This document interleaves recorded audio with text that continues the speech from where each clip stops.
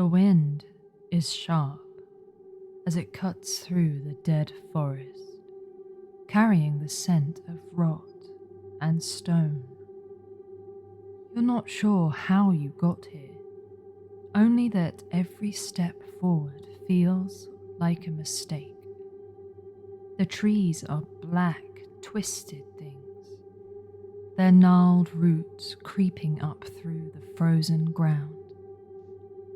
The path beneath your feet crumbles like old bones, and a dense fog clings to the air, obscuring what lays ahead.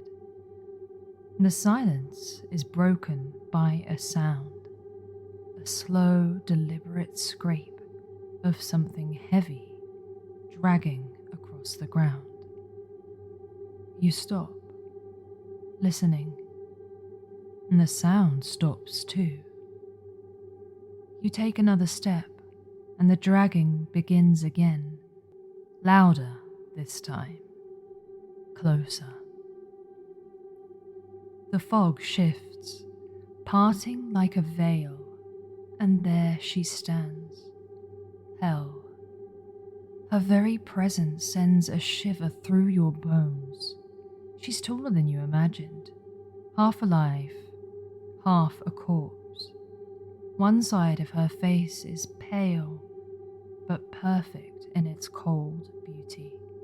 The other side is a ruin of exposed bone and decayed flesh, sunken and blackened. Her eye, bright as a winter moon, locks onto yours, but it's the empty socket on the other side that seems to see the deepest part of you. You do not belong here, she says, her voice low and hollow, as if carried on the wind of 1,000 forgotten graves. You try to move, but your legs feel heavy, frozen in place by the weight of her gaze. The air thickens, pressing in on you like the walls of a tomb. Her words echo in your mind, heavy with doom. Behind her, the shadows shift and writhe, forming the shapes of those long dead. You can see them, faces twisted in eternal anguish, bony hands reaching out, pulling themselves out of the darkness. They groan and whisper, their eyes locked onto you, hungry and desperate. Hell steps closer, her bare feet silent on the brittle ground, and with each step, the cold around you deepens. You can feel frost creeping over your skin, biting into your flesh, slowing your breath. Her decayed hand reaches out, skeletal fingers stretching towards you. There's no warmth in them, only the promise of endless sleep. You want to run, to scream, but you can't. The weight of the dead presses in from all sides, their whispers growing louder, more frantic. You feel their icy touch brush past your skin, tugging at your soul, pulling you towards an endless night. Her fingers brush your chest, and in that moment, you feel the cold seep into your heart, a chill that will never leave. Your breath catches, the world blurs, and you realize that even if you escape, a part of you will remain in her realm forever.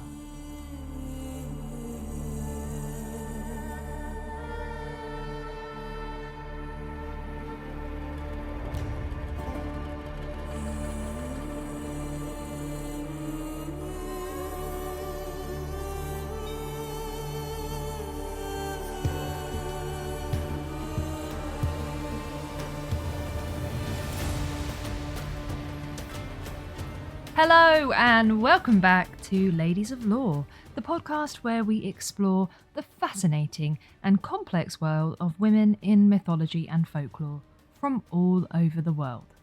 I'm India, and if you're new to the podcast, hello and thank you for joining us. If you're returning back, thank you for coming back, you little sweetie pie. You might notice the return of the little story at the start of the episode. Now, I've been playing around with this little bit and playing around with different types of intros, and I hadn't included a story in the last 2 episodes, but I did have a message this week requesting the return of the narrative, so it is back. Thank you to Leanne for that, and I hope you enjoyed it. If you ever have any suggestions about the pod moving forward, do let me know in the comments or leave me a little review with what you'd like to hear, because I want to get this right for you guys. So, as you may have guessed already, today we delve into the story of Hel, the Norse goddess of the underworld. While she might not be as well known as Odin or Thor, or you might just know her as Cate Blanchett, Hel plays a pivotal role in Norse cosmology and the way that ancient people understood death, the afterlife, and the balance of the universe. From her mythological origins to her influence over modern depictions of death, Hel's story is one that has evolved significantly over time. In today's episode, we will find out all about her origins, talk about the main story that features Hel, and find out how interpretations of her have changed over time, leading us into Hel in modern culture. Does that sound good? Get a little snack and a little drink. I actually have a lovely little cup of tea while I'm recording this, and it is sitting upon a Ladies of Lore coaster. And honestly, I love it. It's amazing, and it's perfect for my little hot drink while I'm recording these podcasts for you. So thank you so much, Farah. Such a lovely, thoughtful gift, and I love it. Now, enough about my coasters and my drinks. Let's embark on this journey into the realm of the dead and uncover the mysteries surrounding Hel.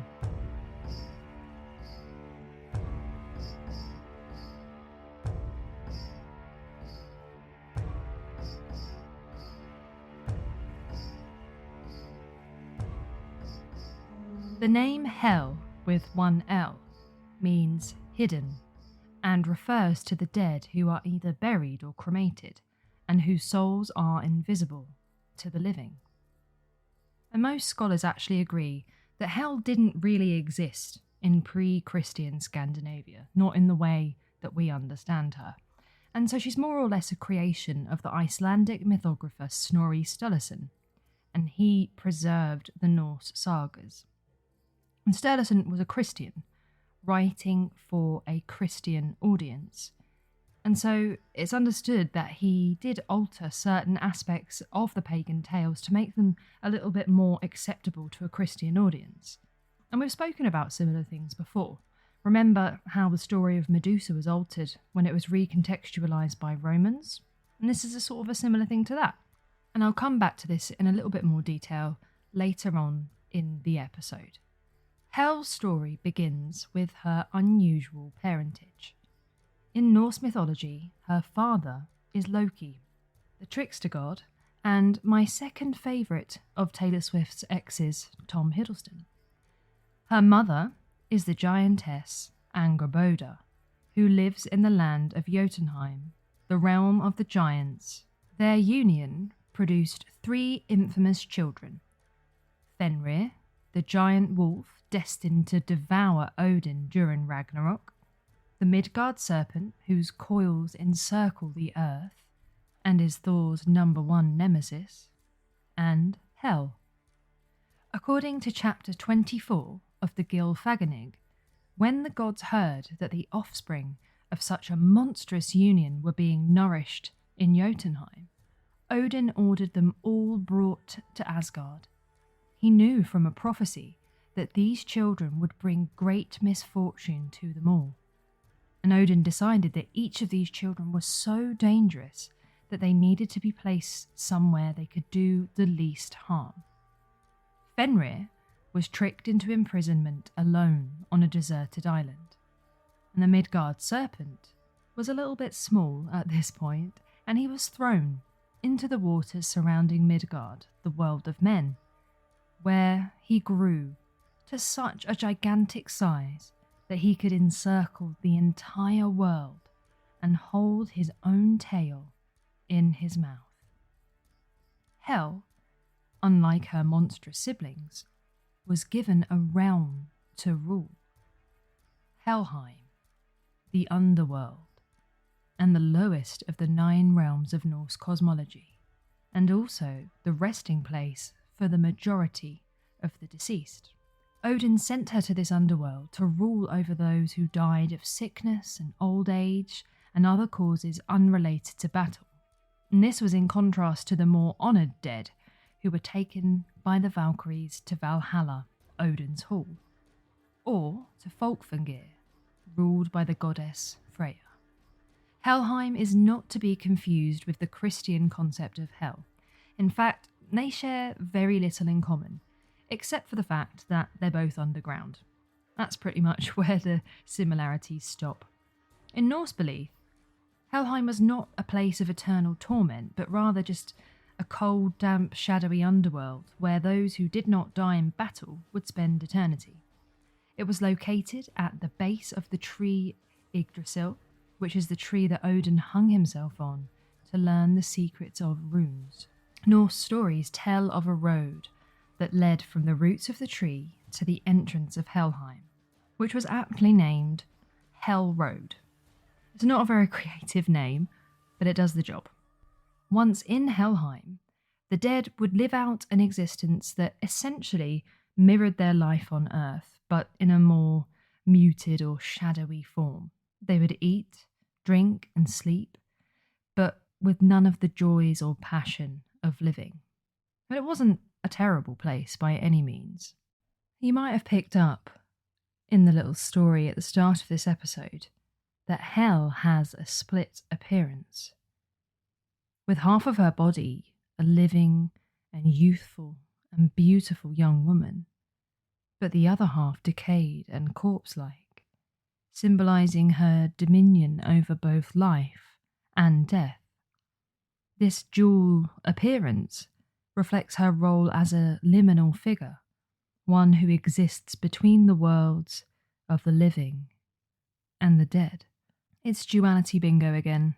I think duality bingo needs a little jingle. I need to get some kind of sound effect for it. Hel, quite literally, is the embodiment of duality. And now we are a little bit more familiar with Hel. Let's jump into some stories.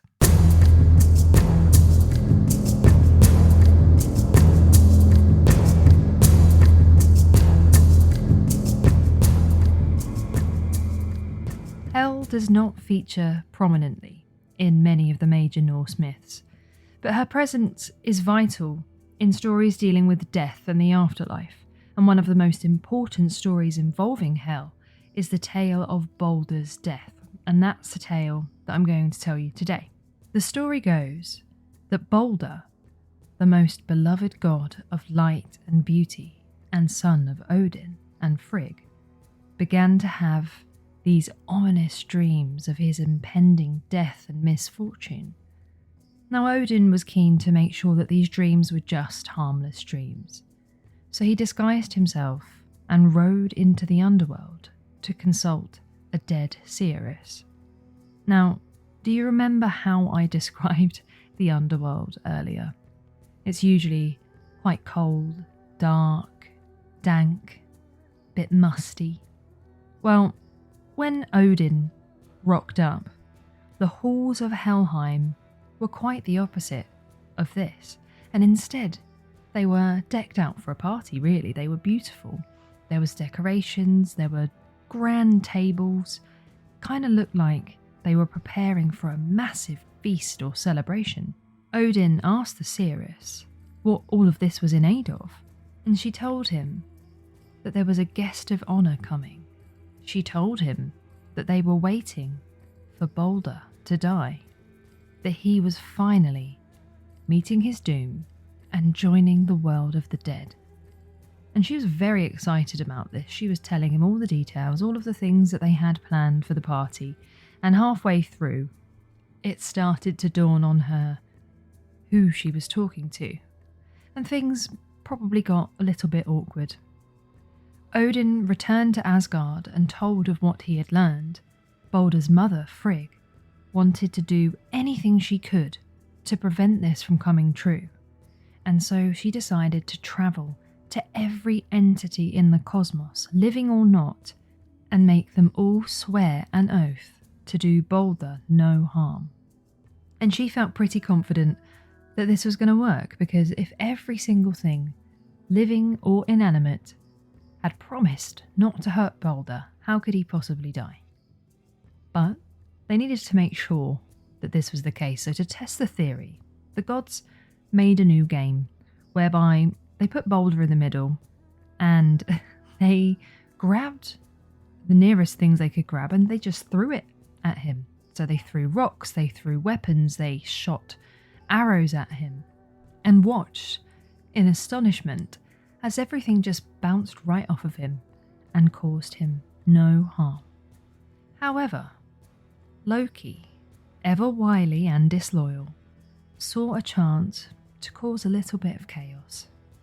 He too disguised himself and went to Frigg and asked her, did all things really swear an oath to protect Balder? Frigg said, yeah, absolutely, they definitely had. And Loki said, are you sure, like everyone and everything?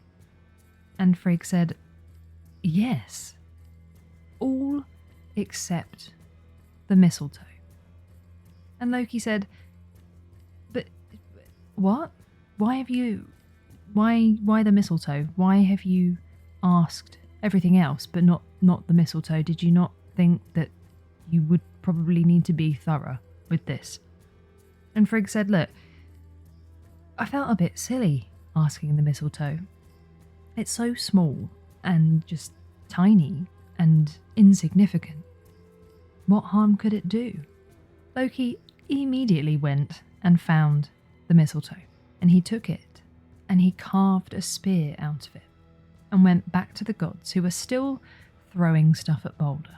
And he approached the blind god Hodor, who had been sitting at the side, and said, don't you want to join in with this? Like, wouldn't you like to have a go at throwing something at Balder? And Hodor said, well, I could, I suppose, but I don't have anything. And Loki said, look, don't worry. I'll give you this spear and I'll help you aim in Balder's direction. So Hodor stood up with the spear, with Loki. And you can guess what happened next. The spear was thrown. Balder was pierced through and died where he stood.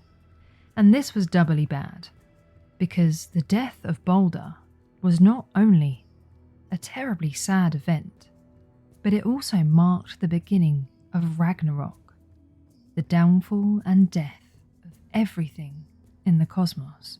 The god Hermdor, another of Odin's sons, offered to journey down to the land of the dead and attempt to negotiate with Hel for Balder's release back to Asgard. Hermdor rides for 9 nights through deep valleys before crossing the river and entering Helheim. Once there, he finds Balder seated in a place of honour next to Hel herself. Hermdor spends the night there, and in the morning he pleads with Hel, telling her of the deep sorrow felt by all living things. He told her, everybody up there is crying. Literally, everybody's very sad. Everybody's mourning. Everybody's grieving. They're all crying. Please, just send him back. You don't need him. You have literally everybody else. Just send him back. And Hel's response was, everyone's crying, are they? Well, we'll see about that. If this is the case, and everybody's so sad about this, let them all cry. Let everything and everyone cry for Balder. Everything in the cosmos. If they all weep for him, I'll send him back. But if they don't, he's staying right here with me. The gods rushed to spread the word, and everybody cried. Everybody wept for Balder. Except one person, a giantess, very often thought to be Loki in disguise, refused to shed a single tear. And so, Balder remained in Helheim, awaiting the final battle of Ragnarok. And this myth highlights just how powerful Hel is really. As the ruler of the dead, even the gods must appeal to her when it comes to matters of death and resurrection. She's the only one that can control that. She holds the fates of the dead, and her decisions are final and reflect the Norse belief in the unyielding nature of death.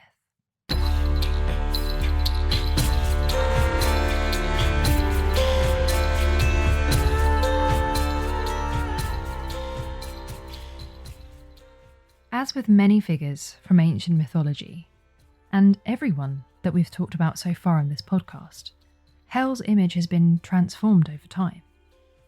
In her original context, she was more of a neutral figure. She was neither good nor evil. She was simply performing the necessary role of caring for the dead and ruling Helheim. The Norse viewed death as a natural and inevitable part of life, and Hel's realm reflected that belief. However, with the spread of Christianity through Scandinavia in the early Middle Ages, Hel's image began to change. The Christian concept of hell, a place of eternal punishment for sinners, began to overlap with the Norse idea of Helheim. Hel, as a goddess of the underworld, became attached and associated with this new vision of hell, and her once neutral role was reframed as something a lot more sinister. Over time, she became more demonized in popular imagination, her realm evolving from a cold, shadowy afterlife to something a lot closer to the fiery torment of Christian hell. Helheim was written about by the 13th century Icelandic scholar we mentioned earlier, Snorri Sturluson, and he claimed that it was a dark and terrible place, and Odin had cast the goddess Hel down there to rule, similar to the story of God and Lucifer in the Bible. According to one of Snorri's stories, you have no idea how many times I just had to record that, so I'm very glad I got that right. But according to one of his stories, Hel's hall in Helheim is called Eljadnir, meaning misery.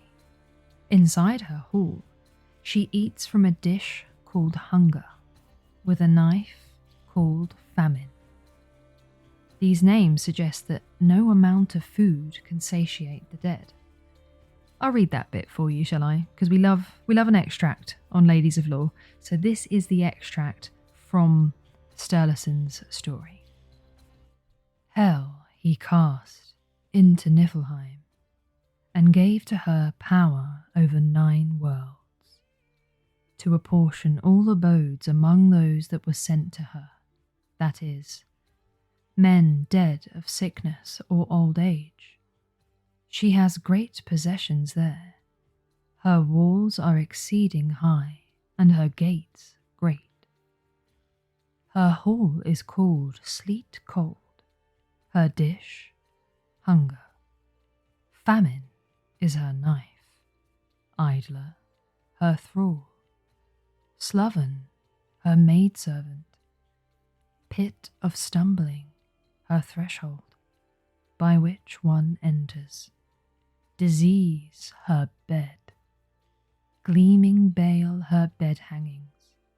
She is half blue-black and half flesh colour, by which she is easily recognised, and very lowering and fierce. So to recap, in the original Norse sources, Hel is not a figure of punishment really, or a figure of cruelty. She's just doing her job, a job that she was sent there to do by Odin. Her underworld is a place where people who died peacefully go, not a place of endless suffering. And her function is just to rule over these people as they continued as they were, but just in the underworld.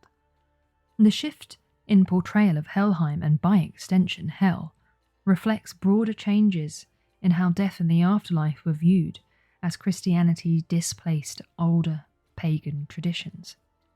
And this brings us on nicely to see just how Hell appears now in modern day culture.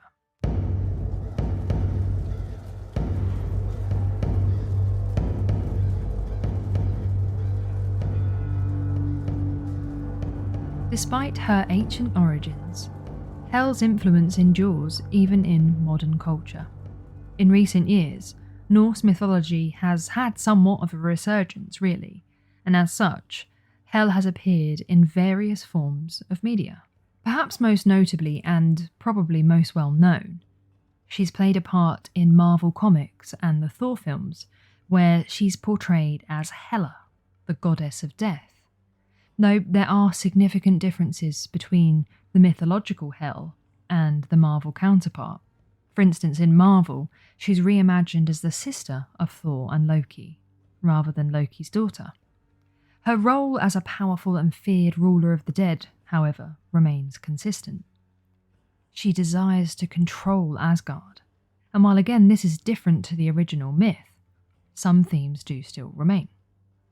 She's also played by Cate Blanchett, and I have one word to say about that, and that is slay.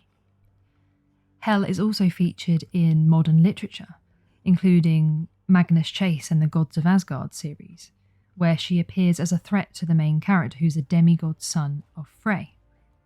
And this series is kind of a Norse version of Percy Jackson. It's by the same author.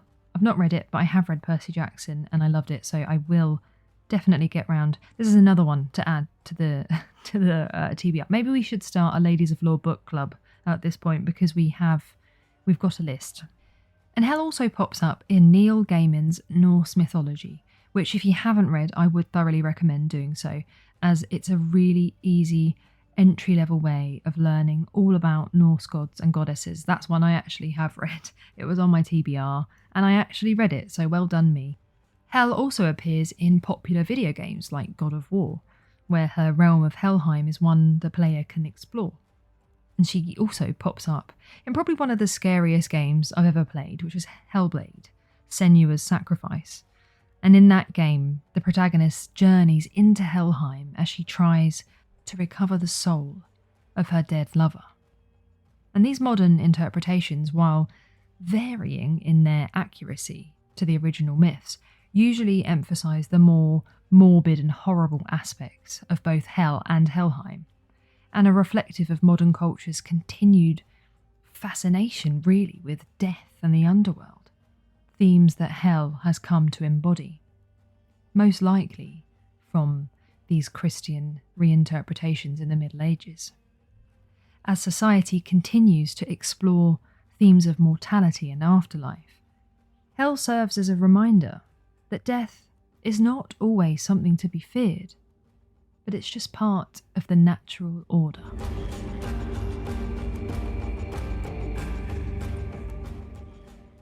Hel's story is one of transformation, both in her mythological origins and her portrayal over time. From her ancient role as neutral ruler of the dead, to her modern image as a symbol of death's power, Hel continues to captivate our imaginations. She represents the inevitability of death and the mystery of what lies beyond.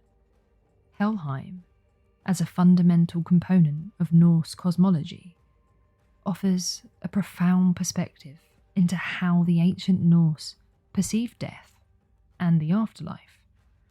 Unlike the glorified heroes of Valhalla, those consigned to Helheim represented the common masses' fate. Most people would go to Helheim. In this way, the realm symbolises the stark realities of mortality and the universality of death. Regardless of what one does in their life, we're all going to die anyway. The character of Hel, with her half alive, half dead countenance, further encapsulates this duality of existence, signifying that life and death are inseparable and ever present facets of being a human. The fact that even the gods could not escape the reach of hell, as demonstrated in the story of Balder, kind of underlines the inescapable and inevitable nature of death. Thank you so very much for joining me this week. I hope you've enjoyed this deep dive into the underworld and into the fascinating figure that is Hel. I've really loved telling you all about her. I feel like every week I have a new favourite. Maybe Hel's my favourite now. If you've enjoyed the podcast, please do subscribe. I've got so many more of these to come your way. If you're feeling kind, maybe give it a little rating. And if you're feeling like you want to be taken to Valhalla like the hero you are, you could share it with someone else who you think might want to learn all about the baddies of mythology. I make myself cringe on this podcast on a weekly basis, but thank you so much again. I'll be back next week with another Lady of Lore. Until then, I nearly started singing Keep Shining, Keep Smiling, but I won't put you through that. I won't subject you to that. Until then, have a lovely week. I appreciate you, and I'll see you on the next one.